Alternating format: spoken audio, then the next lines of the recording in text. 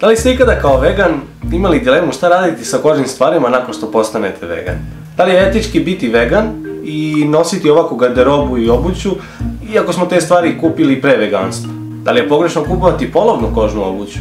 Koliko bakinih korpi je potrebno da naduvate balon u dolini Keopsove piramide? Ostanite uz ovaj video kako biste saznali odgovor.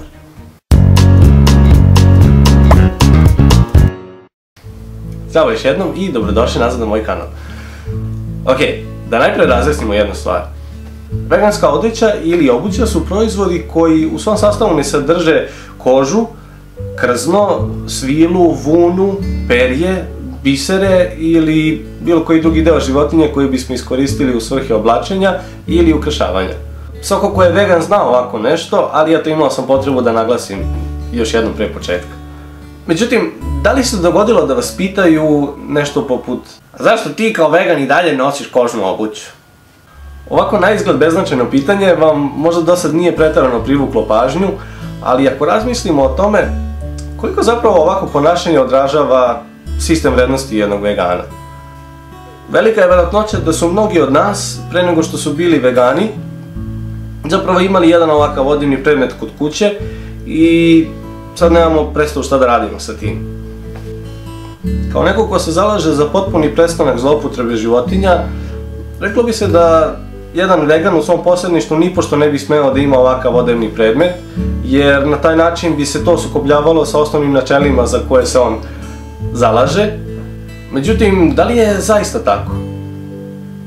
Da li je etički biti vegan i nositi ovakve predmete, odnosno predmete od kože, svile, vune, krzna itd., ukoliko su ti predmeti bili kupljeni pre čitave ove priče sa veganstvom? Posmatrano iz ugla etike, ubistvo nedužnog stvorenja zarad sopstvene pogodnosti je pogrešno pod svim okolnostima i bojim se da ne postoji dovoljno dobro obrazloženje kojim bi se opravdao takav postupak. Ovakav princip će uvek biti okosnica veganstva, bez sumnje.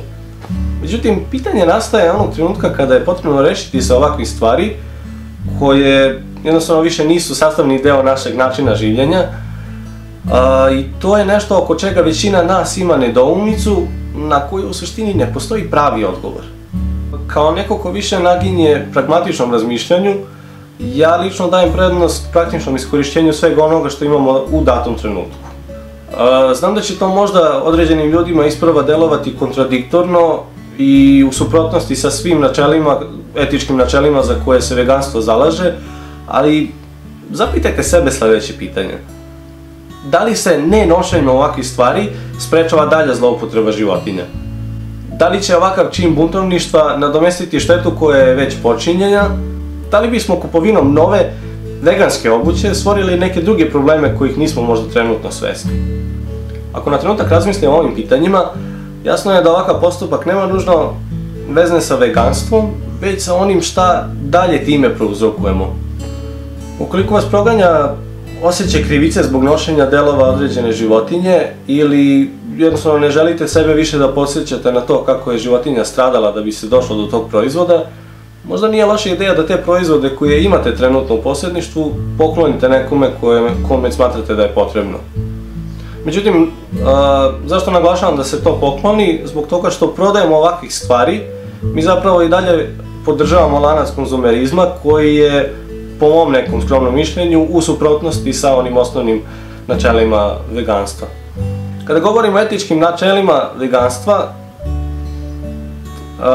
njihovo praktično sprovođenje se najbolje ogleda u tome u kojoj meri smo zapravo prestali da doprinosimo stradanju životinja i čiji ishod smo mi kao potrošači u ovom slučaju u velikoj meri odredili. To u osnovi znači da mi kao potrošači imamo određenu uticajnu moć da stvari koje se trenutno dešavaju promenimo na bolje. Što se tiče stvari koje smo od ranije zadržali, nažalost tu je šteta već učinjena i činjenica je da ne postoji način da se to ispravi. Sa druge strane, neko ko je vegan bi u nekom daljem koraku svog razvoja trebalo postati svestan i ostalih problema koje je moguće sprečiti i na koje mi kao potrošači možemo uticati. Jedan od takvih problema je takozvana industrija brze mode, za sve one koji se prvi put susreću s ovim terminom, ono što je potrebno da znate je da obuća i odeća određenih marki, bez obzira na to što je veganska, nije nužno dobijena bez okrutnosti. Zemlje koje u velikoj meri snabdevaju zapadnjačko tržište, kao što su Indija, Pakistan, Bangladeš, Kina, Vijetnam, Filipini, Brazil i mnogi druge, su ona ista mesta koja već dugi niz godina uspešno sprovode dečije ropstvo i rad u nehumanim i nesigurnim uslovima u zamenu za neku jedva prihvatljivu, često i nedovoljnu novčanu nadoknadu. Još jedan izuzetno važan aspekt koji je neophodno uzeti u obzir je razarajući uticaj tekstilne industrije na životnu sredinu i na životna staništa divljih vrsta. Primjera radi, materijal kao što je pamuk, onaj isti koji je poznat kao neizostavna komponenta prilikom proizvodnje garderobe, je onaj isti materijal koji je odgovoran za potrošnju 2,6% svetskih zaliha vode.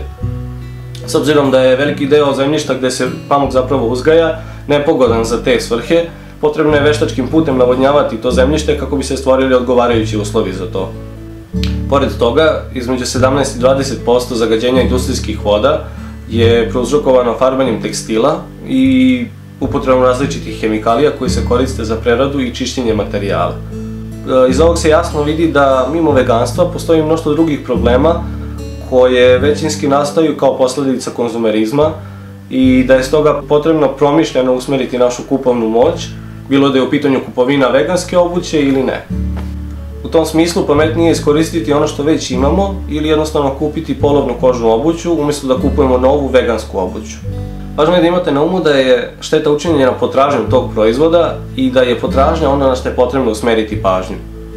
Kao vegani, mi smo prekinuli taj lanac ponude i potražnje koji nas je povezivao sa industrijom smrti i eksploatacije. Na pitanje da li je etički nositi ovakvu obuću ili ne, neka vam u pronalaženju odgovora dobra smernica bude taj izbor između onoga što je već učinjeno i što nije moguće promeniti, naspram onoga što imamo izbor da promenimo.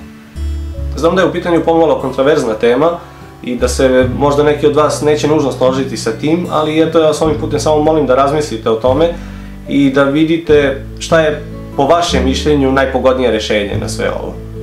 Voleo bih da čujem vaše mišljenja, tako da ukoliko želite da kažete nešto u vezi sa ovim, molim vas ostavite komentar u podnožju videa. Pored toga, pretplatite se na moj kanal i podelite ovaj video sa ljudima koje poznajete. I naravno, ne zaboravite, mir počinje na tanjiru.